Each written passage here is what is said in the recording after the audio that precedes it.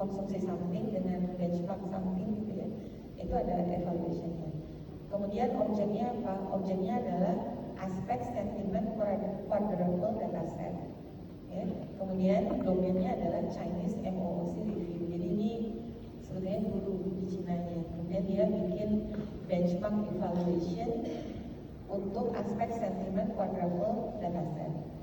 Jadi maksud saya ketika ini dipresentasikan itu langsung kelihatan nggak novelty-nya ini? Itu yang pertama harus disampaikan di judul. Makanya judul S3 itu harus jelas, harus clear.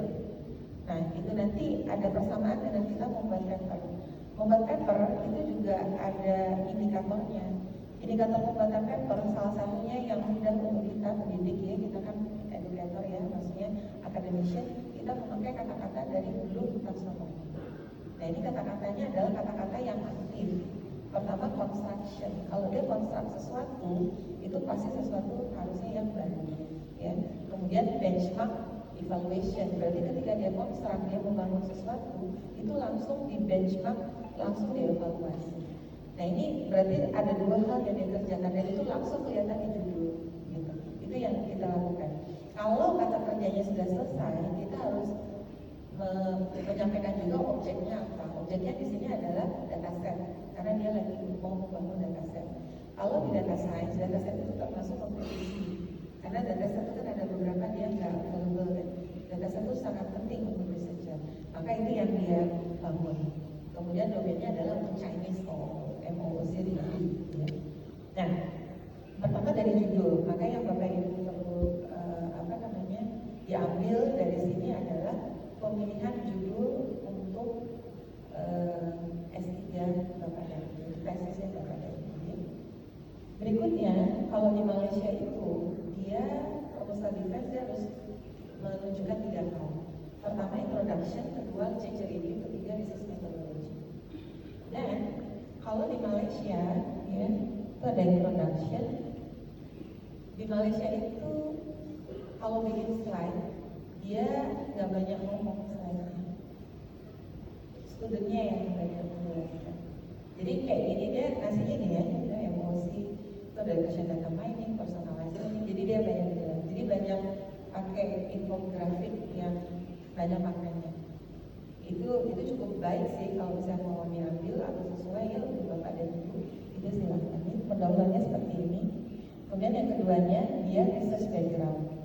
Bapak Ibu ini cara dia mengemukakan research backgroundnya. Jadi dia pakai gambar, pakai kata-kata gitu ya.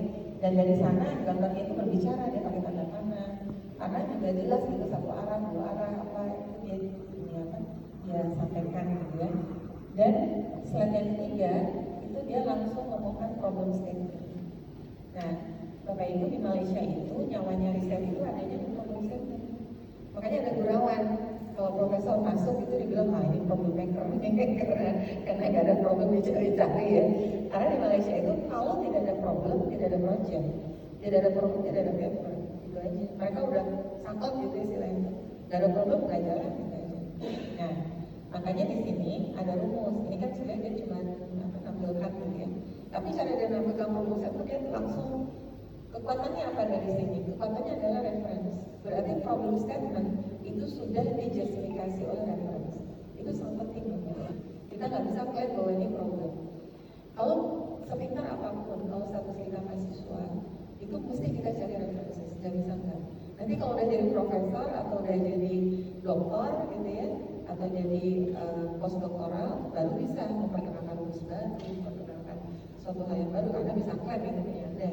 Cuma kalau sebagai student belum waktunya, jadi dimatangkan dulu. Makanya selalu refernya ke referensi ya. Nah, saya mau cerita tentang problem statement.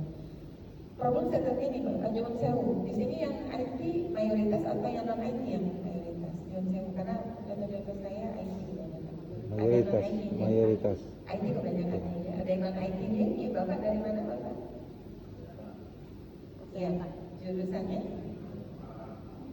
Keperawatan. Oh, keperawatan. Masya Allah, nanti kita cari ya Pak ya contoh-contoh keperawatan. Ada yang lain?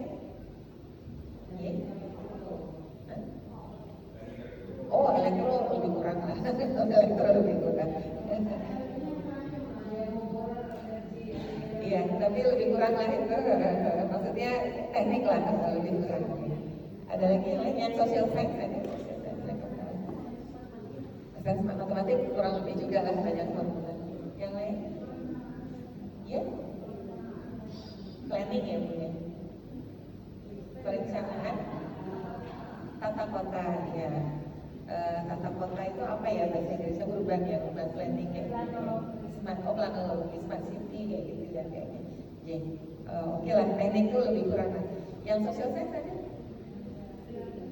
pendidikan bahasa itu lain. Terus ada lagi yang lain? Yang social science. Okay. Nyun sewu saya pakai contohnya yang teknik tapi lebih kurang sama sih ya. Gini Bapak Ibu, di Malaysia mungkin ada sudah pernah dengar dari saya dan belum. Di Malaysia kalau kita mencari problem itu harus di dua tempat. Kalau mau langsung hit novel. Jadi di Malaysia itu Bapak Ibu lihat universitas-universitasnya yang kebanyakan US ranking 2 digit itu Malaysia. UM itu kalahkan UI gitu kan. Kita bukan ngomong kalah menangnya, tapi bagaimana mereka kok bisa risetnya itu besar gitu. Itu karena mereka melakukan sekali mau bikin sesuatu dia langsung hit beberapa tempat. Nah, itu contohnya kalau kita mau bikin problem statement ya. Problem statement itu dicari di beberapa tempat. Contoh saya ini jurusannya misalnya data science atau AI. Saya mau mencari saya mau bikin paper atau saya mau bikin penelitian S3. Ini contohnya ringan-ringan aja ya Bapak Ibu. Saya sebagai orang data science, saya mau mencari problem di domain yang lain. Jadi saya harus punya domain dulu kalau di Malaysia ini. Saya program data science, saya harus punya domain penelitian. Penelitiannya bisa di data science lagi, atau penelitiannya bisa di domain yang lain. Katakanlah saya ambil domain education, ya, fakultas pendidikan.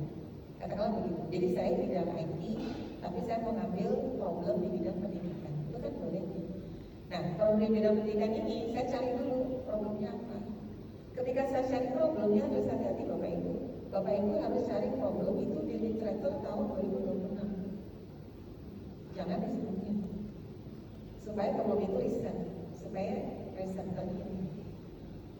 Jadi kalau tekniknya di Malaysia itu dia cari problem yang masih berlaku atau kalau bahasa saya campur Melayu ya kadang-kadang otaknya kalau di tahun 2026 dia cari problem. Ketemu misalnya, problemnya misalnya programming language itu passing rate-nya rendah katakanlah gitu. Jadi ada di education ternyata passing rate-nya atau nilai kelulusannya itu rendah. Ini saya menjadikan masalah. Nah masalah ini terjadi di tahun 2026. Ada di cerita-cerita itu saya catat. Maka yang saya lakukan adalah saya mulai backtrack ke tahun sebelumnya. Apakah di isu ini muncul di tahun sebelumnya? Katakanlah 2020 ketemu. Oh berarti problemnya udah setahun terakhir ini. Jadi cara cari problem itu bukan dari 10 tahun ke belakang Bapak Ibu.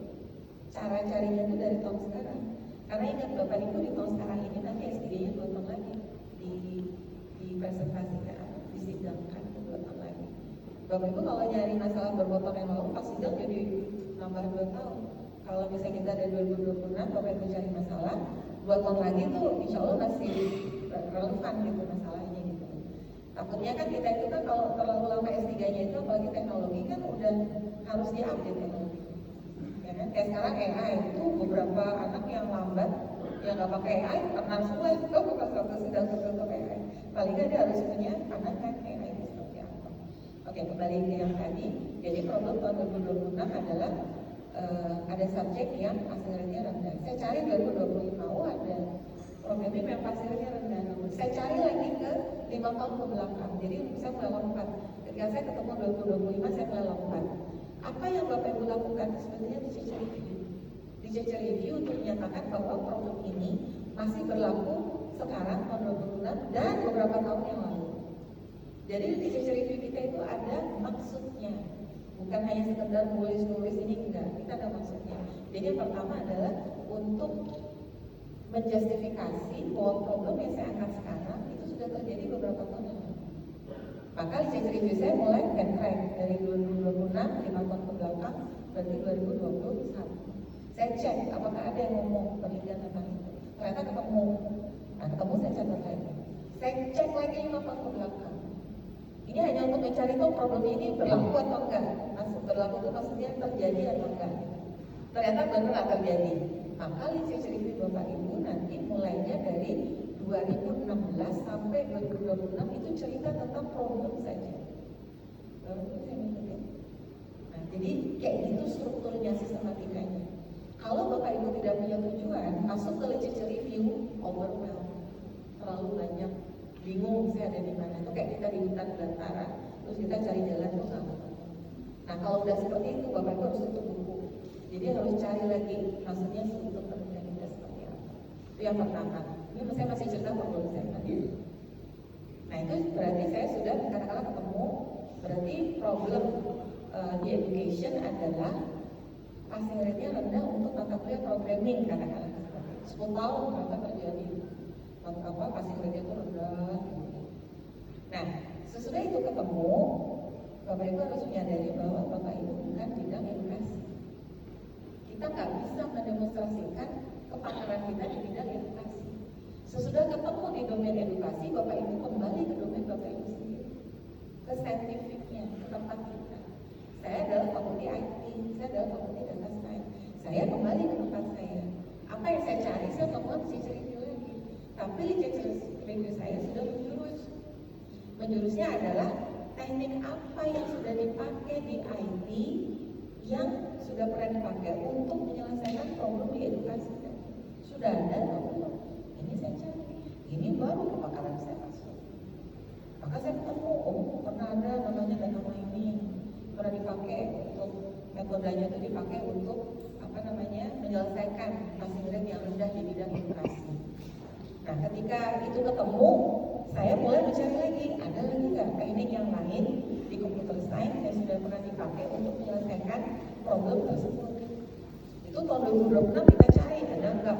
Cek lagi 5 tahun terakhir. Nah, ini nggak perlu 10 tahun Bapak Ibu, karena teknologi itu paling nggak cuma 5 tahun. Jadi Bapak Ibu cari 5 tahun terakhir khusus untuk mencari di bidang kita ada nggak yang dipakai untuk menyelesaikan bidang edukasi.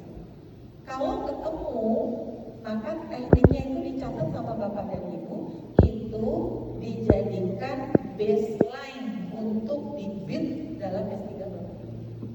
Itulah research gap-nya.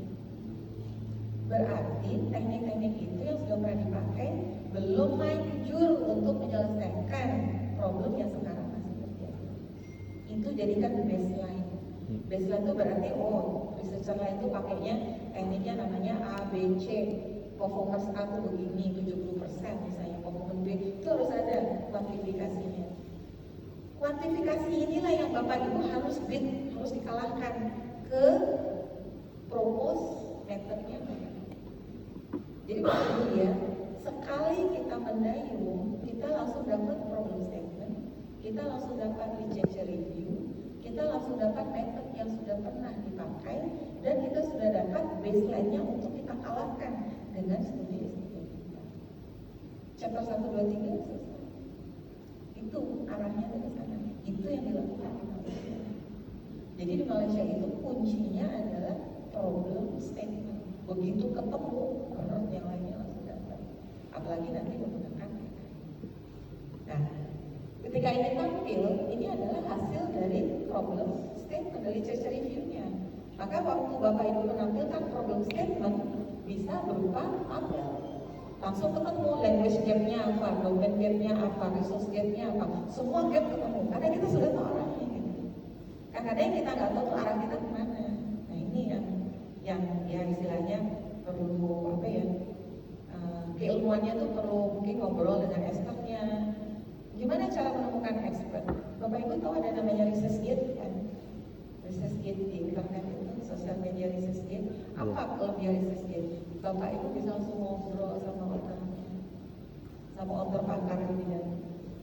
Jadi bisa janjian, bisa ngobrol, bisa ketemu di conference. Conference itu juga salah satu cara untuk kita ketemu dengan researcher yang sehaluan kan dengan kita, gitu ya.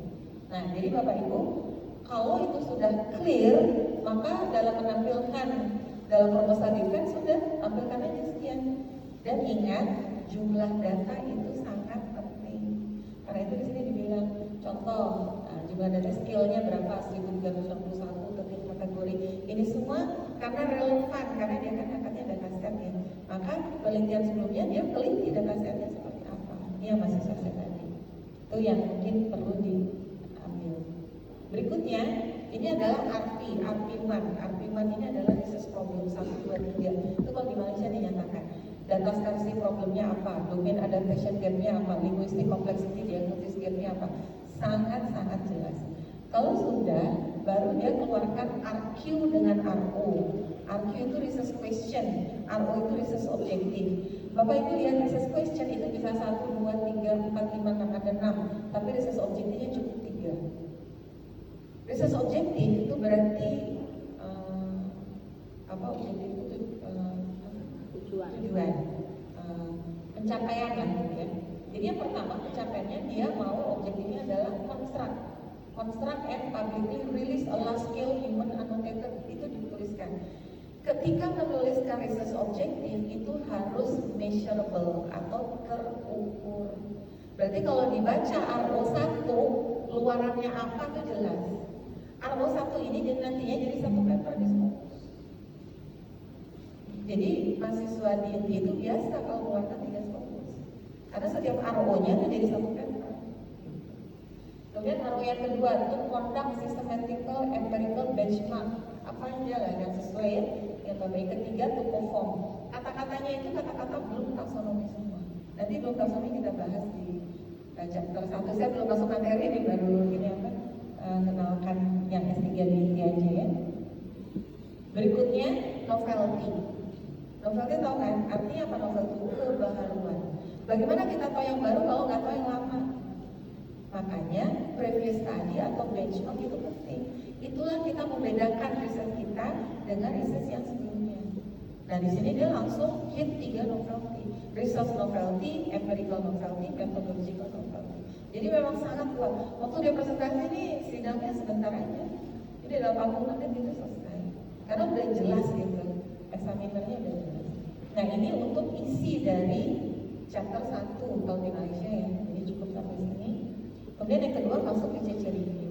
CC review ya tadi yang dia omongkan, jadi ini evolusi APSA gitu ya. Kalau ini punyanya dia, ini method of ASQP. Semua yang ada di judul itu ada di CC review. Jadi judul itu dijelaskan di CC review. Gak ada terminologi yang miss, yang tidak terjelaskan, gak ada. Semua kata-kata terminologi yang Bapak Ibu ambil untuk judul semua ada di dalam.